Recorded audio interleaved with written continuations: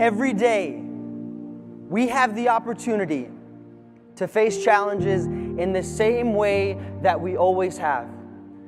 Every time we hit a hurdle, we can either identify with our limitations as someone who is incapable, unworthy, or we can identify with our potential, to step outside of our comfort zones and to view the world and ourselves in an extraordinary way. When I was 20 years old, I was accepted to study abroad in a cultural exchange program, a very coveted slot to Tanzania. I was excited to start making documentaries to explore different cultures. And 2 weeks before I was supposed to leave, my father began to get very sick. And he sat down at the kitchen table with my mom, and my mom said, "Do you think we should let Chris go to Tanzania?" And my dad said, "Yes, I think it will change his life."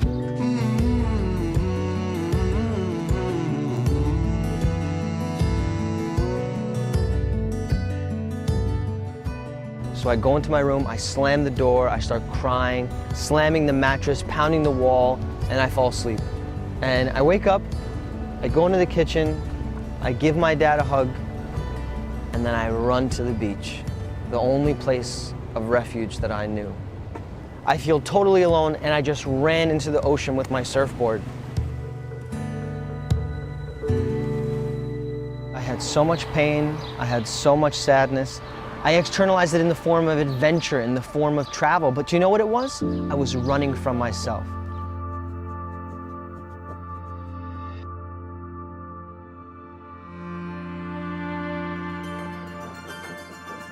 We spend all of our energy trying to control the externals, and the only place, literally the only place that we have control over is ourselves.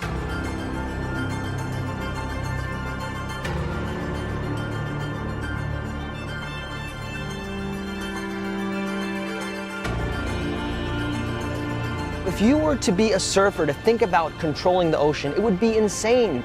But it's the same in our life, and it's the same in our business. We can't control the externals. All we can control is ourselves, how we react to the waves. I mean, really, at the end of the day, we're all just one phone call away from total devastation. We're all one phone call away from having our life turned completely upside down. But really, the only thing that we can control is not the wave, but our response. I don't like going back to this moment. I hate it. I hate it. It was the most difficult moment of my life.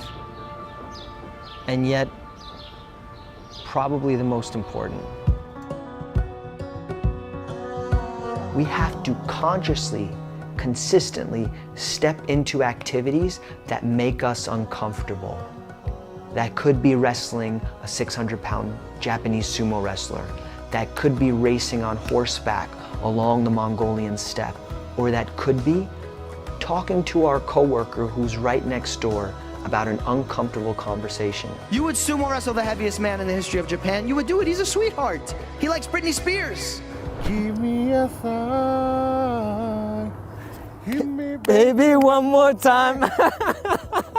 What we find is that when we're in a challenge, it's uncomfortable at first. Maybe we're scared.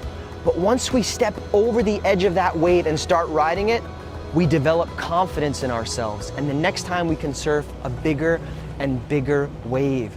We're not the limited versions of ourselves that we think we are. When we change our mind, we change the world. That's the only way to change the world.